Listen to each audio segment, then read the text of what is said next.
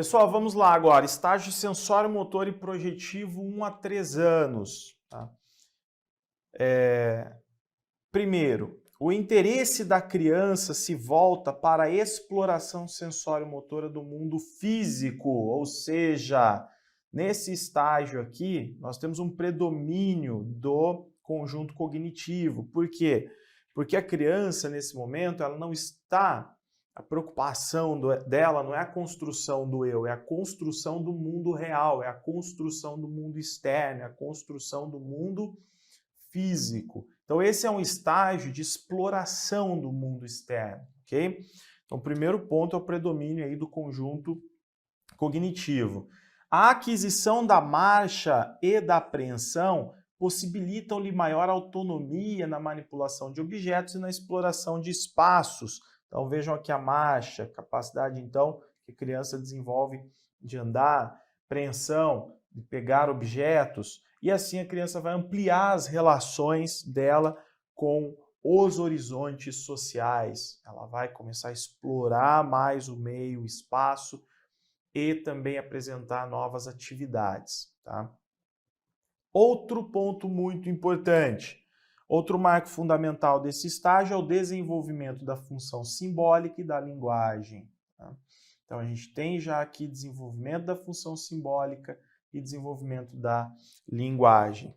Com a linguagem, a criança é capaz de nomear, de identificar, de localizar objetos.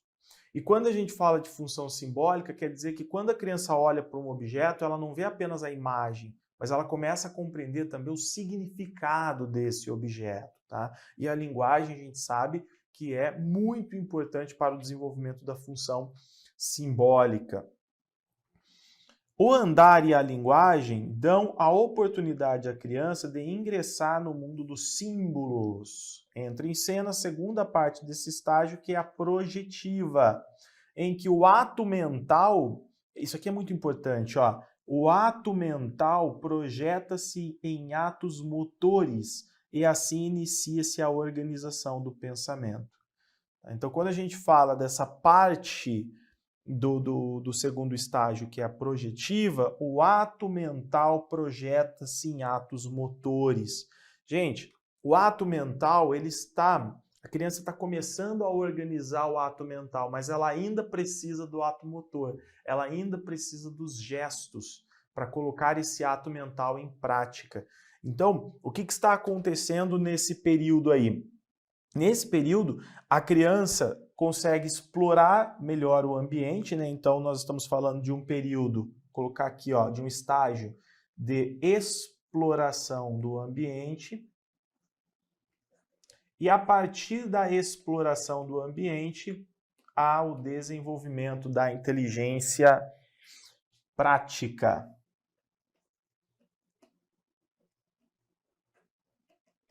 Desenvolvimento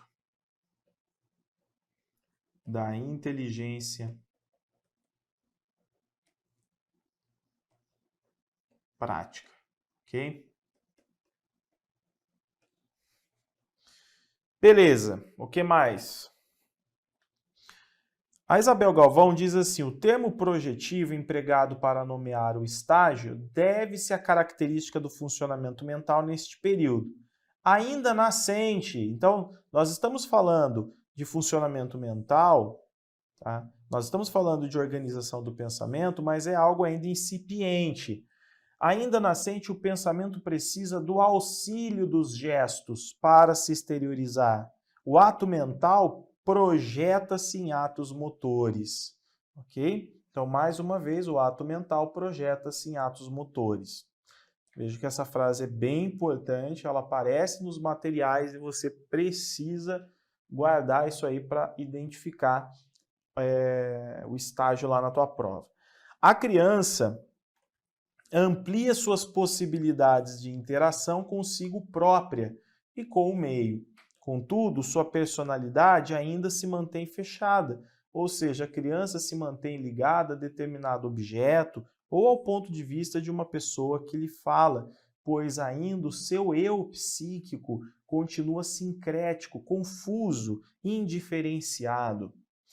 E a criança vai novamente se voltar para as relações com as pessoas e até mesmo para a construção do eu, agora, no próximo estágio, que é o estágio do personalíssimo.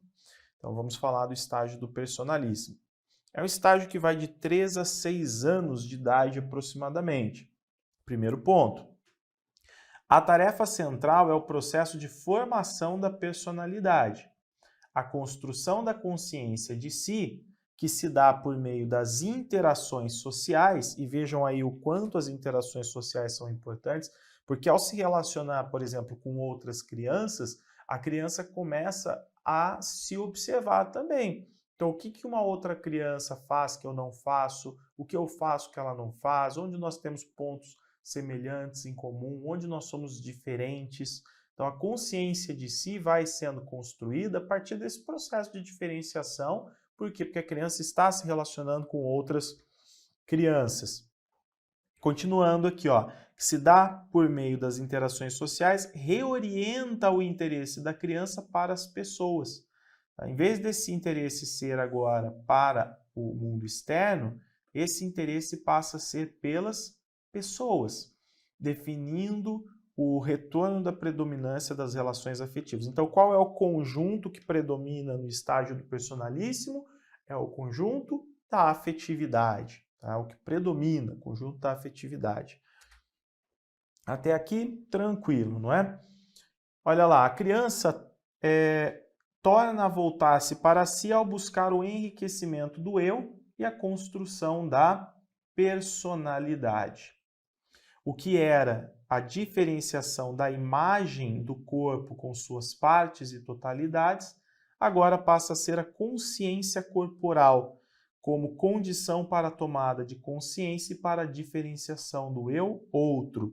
Então, a consciência corporal vai ser muito importante para que a criança possa se diferenciar, tá? Para que ela possa, então, para essa tomada de consciência, né? E também para a diferenciação eu-outro. A criança, gente, ela, é muito comum ela a partir de agora, em vez dela se referir a ela utilizando, por exemplo, a terceira pessoa, então eu, por exemplo, seria, o Vinícius quer isso, quer aquilo, ela já começa a falar, eu quero, o brinquedo é meu, né? Essa é a minha atividade preferida. Então ela já começa a falar em primeira pessoa, né? Ela se volta realmente para si. Esse estágio é marcado por 3 momentos distintos: oposição, sedução e imitação. Quem não conhece isso nas crianças, não é? Então, a oposição, que é que começa por volta aí de 3 anos, é o primeiro. Esse é o primeiro momento.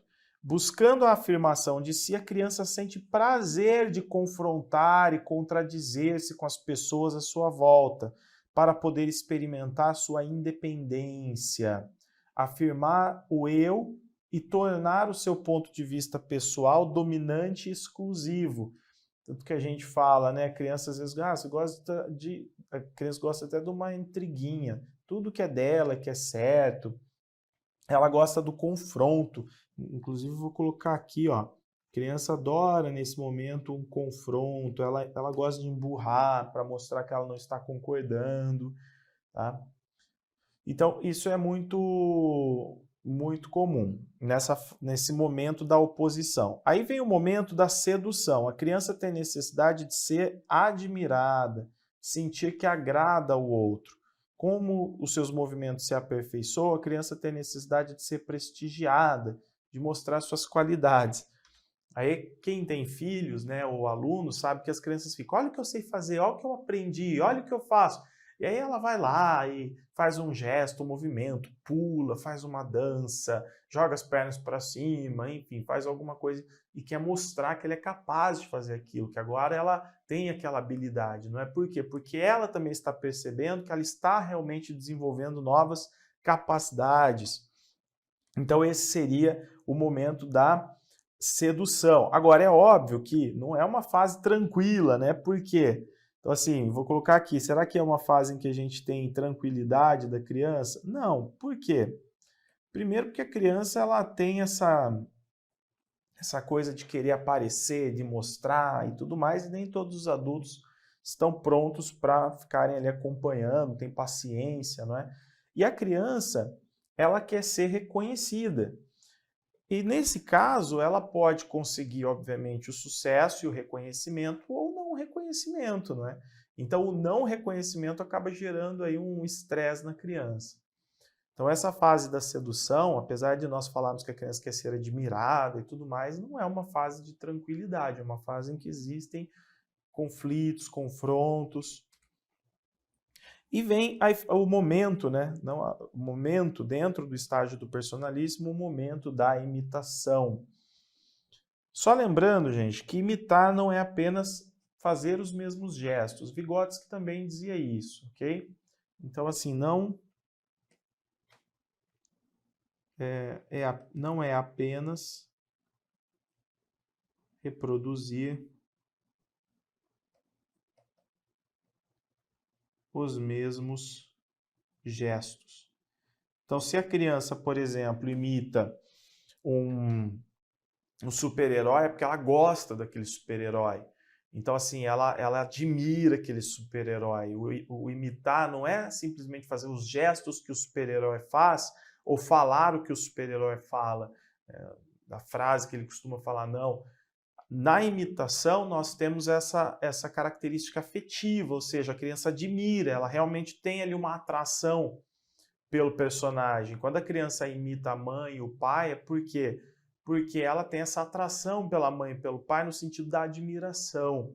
Então, ela quer fazer o papel da mãe e do pai, tá? Então, a imitação não é apenas reproduzir os mesmos gestos. A criança passa a cobiçar as qualidades dos outros, pois as suas próprias qualidades não são mais suficientes. Os personagens são criados a partir das pessoas que a criança admira. Legal, gente? Bom, aí nós saímos do estágio do personalíssimo e vamos para o estágio categorial. Olha lá, entre 6 e 11 anos. Estágio categorial. Então, mais uma vez, agora criança se volta novamente para o intelectual, né? Então, é um estágio aí que está voltado para o intelectual. Há um predomínio do conjunto cognitivo novamente no estágio categorial. Ou seja, a criança vai ter a necessidade de compreender melhor as coisas que estão ao seu redor, tá? Aqui, os progressos intelectuais dirigem o interesse da criança para as coisas, para o conhecimento e a conquista do mundo exterior, imprimindo as suas relações com o meio preponderância do aspecto cognitivo. Aprende a se conhecer. Bom, o que nós já percebemos é que a criança, ora ela se volta para si, ora para o mundo externo, não é? Ora para si, ora para o mundo externo. Aprende a se conhecer como pessoa em diferentes grupos, exercendo vários papéis além de tomar conhecimento de suas possibilidades para adquirir um conhecimento mais completo. Então, o foco está aqui, né? Na aquisição do conhecimento mais complexo, mais completo, na compreensão das coisas. Então, quando a gente fala, por exemplo, ela aprende a se conhecer como pessoa em diferentes grupos, é no sentido da autodisciplina. Tá? É no sentido da autodisciplina. Então, a criança, ela começa a prestar mais atenção nas coisas. A criança se mantém mais atenta para compreender as coisas. Tá? Então, ela tem esse interesse de tentar compreender melhor o que está acontecendo, o significado, o que as pessoas estão dizendo. Ela tem essa necessidade. Então, ela desenvolve muito bem essa capacidade superior, inclusive, de pensamento, né, que é a atenção. A atenção que tem a ver com autodisciplina mental. Dois momentos importantes desse período, gente. Um primeiro momento é o pensamento pré-categorial e depois o pensamento categorial propriamente dito. Tá? No pensamento pré-categorial, até 9 anos, a criança ainda tem marcas presentes do sincretismo. Então a criança ainda tem algumas sincretismo, pensamento ainda fragmentado com relação à realidade, ainda vê a realidade de forma fragmentada, né? Ainda vê as coisas de forma um pouco confusa. Então, isso marca aí o sincretismo. A criança ainda tem marcas presentes do sincretismo, de não ter tanta clareza ainda com relação a muitas coisas. Já no outro momento, pensamento categorial, entre 9 e 11 anos, a criança posiciona-se no mundo utilizando-se de categorias para ordenar a realidade. Então, a criança já tem condições de compreender, de classificar melhor as coisas, né? De compreender situações, etc. Por quê? Porque ela se utiliza de categorias. Então, ela já tem uma visão mais elaborada da realidade, uma visão mais organizada da realidade.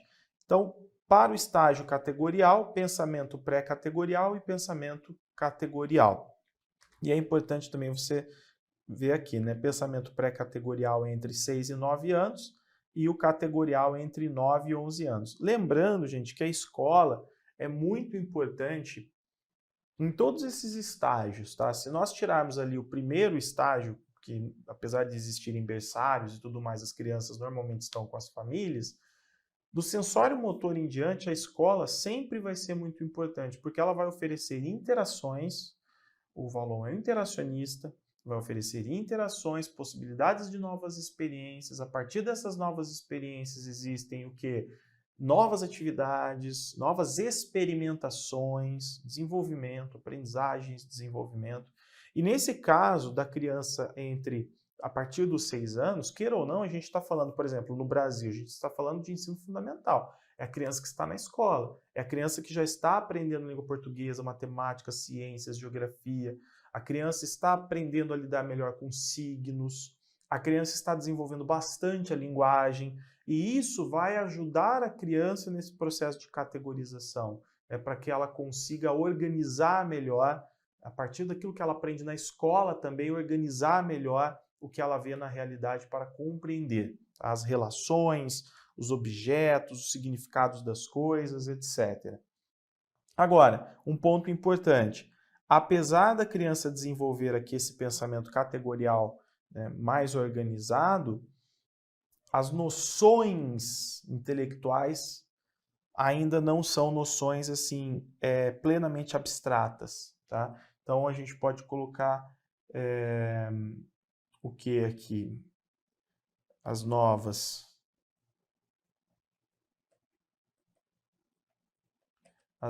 noções ainda não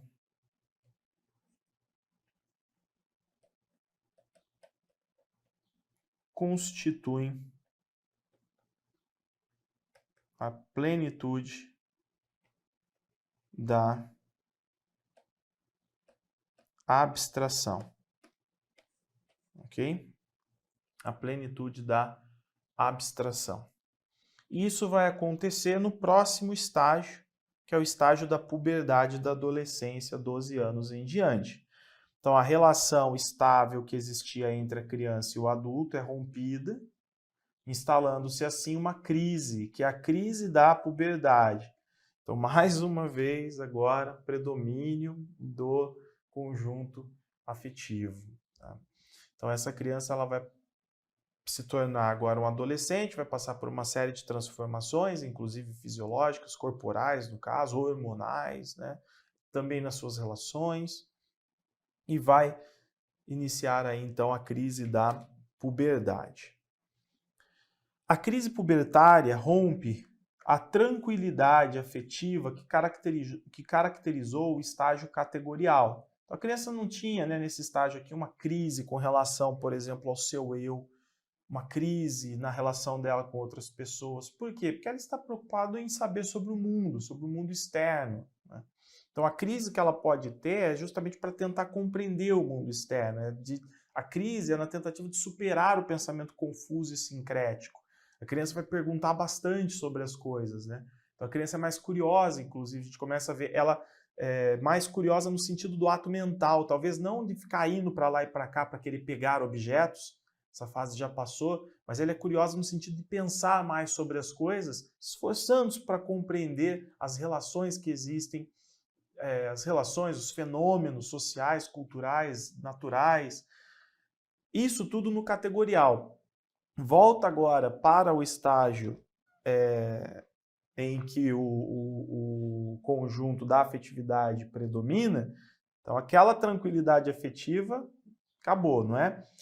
E impõe a necessidade de uma nova definição dos contornos da personalidade, desestruturados devido às modificações corporais resultantes da ação hormonal. Quem sou eu, não é? Este processo traz à tona questões pessoais, questões morais, existenciais. Então aqui está muito relacionado ao certo e errado. Aquilo que eu aprendi com os meus pais, será que eu realmente aplico, uso? Será que é o certo? Muitas vezes existem adolescentes que transgridem aquilo que teve de aprendizagem moral com a família. É óbvio que isso varia demais, mas muitas vezes o adolescente começa a bater de frente com certos valores morais, numa retomada da predominância da afetividade. Ok? Então é a fase das modificações fisiológicas, tá? A fase do amadurecimento sexual, é fase de transformações corporais, é fase de transformação psíquica. E uma coisa que é interessante é que na relação entre o adolescente e o adolescente não quer mais agora ser igual ao adulto. Lembra? A criança admira o adulto, ela imita, né? Agora não, agora o adolescente quer se diferenciar do adulto, ele não quer imitar, ele não quer ser igual à mãe, o pai, ele quer agora se diferenciar da mãe, do pai e dos outros e dos demais adultos, tá? Reorganizar o esquema corporal exigirá do jovem um mergulho dentro de si. Ele volta com isso a preponderar as funções afetivas, pois são estas que contribuirão para a construção da pessoa, da identidade que o jovem passará a ter. E concomitantemente surge também a escolha de valores morais que o ajudarão a estabelecer relações com a sociedade. Ok?